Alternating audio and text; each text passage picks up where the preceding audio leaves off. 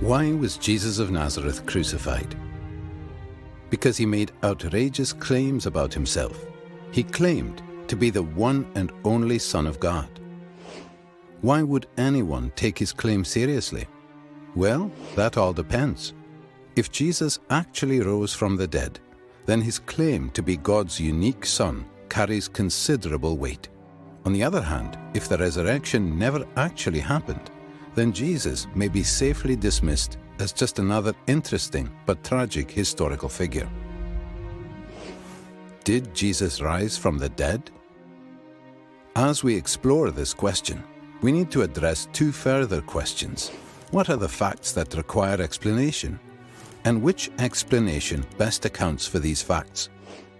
There are three main facts that need to be explained: the discovery of Jesus' empty tomb, the appearances of Jesus alive after his death, and the disciples' belief that Jesus rose from the dead. Let's examine each of these.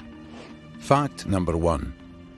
The discovery that Jesus' tomb was empty is reported in no less than 6 independent sources, and some of these are among the earliest materials to be found in the New Testament. This is important because when an event is recorded by 2 or more unconnected sources, historians' confidence that the event actually happened increases. And the earlier these sources are dated, the higher their confidence. Moreover, the Gospels indicate that it was women who first discovered that Jesus' body was missing.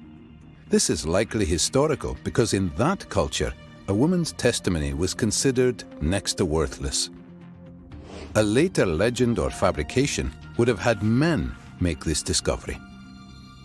Our confidence in the empty tomb is further increased by the response of the Jewish authorities.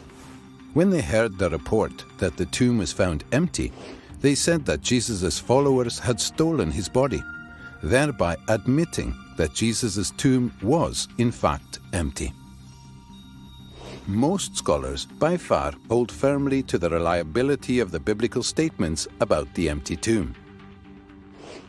Fact number 2. The appearances of Jesus alive after his death. In one of the earliest letters in the New Testament, Paul provides a list of witnesses to Jesus' resurrection appearances. He appeared to Peter, then to the 12. Then he appeared to more than 500 brothers at one time. Then he appeared to James, then to all the apostles. Finally, he appeared also to me. Furthermore, various resurrection appearances of Jesus are independently confirmed by the Gospel accounts. On the basis of Paul's testimony alone, virtually all historical scholars agree that various individuals and groups experienced appearances of Jesus alive after his death.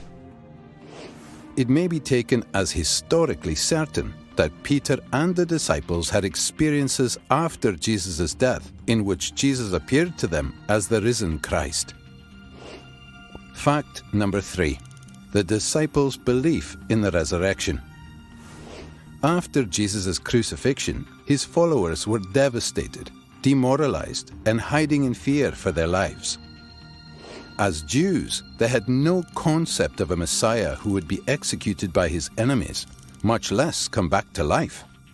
The only resurrection Jews believed in was a universal event on Judgment Day after the end of the world, not an individual event within history. Moreover, in Jewish law, Jesus' crucifixion as a criminal meant that he was literally under God's curse. Yet somehow, despite all of this, the disciples suddenly and sincerely came to believe that God had raised Jesus from the dead. They were so completely convinced that, when threatened with death, not one of them recanted. Even the Pharisee Paul, who persecuted Christians, suddenly became a Christian himself, as did Jesus' skeptical younger brother, James. Some sort of powerful, transformative experience is required to generate the sort of movement earliest Christianity was. That is why, as an historian, I cannot explain the rise of early Christianity unless Jesus rose again, leaving an empty tomb behind him. These three firmly established facts cry out for an adequate explanation. How do you make sense of them? Down through history, various naturalistic explanations have been offered to explain away these facts. The conspiracy hypothesis, the apparent death hypothesis, the hallucination hypothesis, and so on. All of these have been nearly universally rejected by contemporary scholarship. The simple fact is that there is just no plausible naturalistic explanation of these three facts. The explanation given by the original eyewitnesses is that God raised Jesus from the dead. If it's even possible that God exists, then that explanation cannot be ruled out. For a God who is able to create the entire universe, the odd resurrection would be child's play. An empty tomb, Jesus' appearances alive after his death, and a group of dejected followers suddenly transformed by a radical new belief in a risen Messiah. These are independently established historical facts. How do you explain them?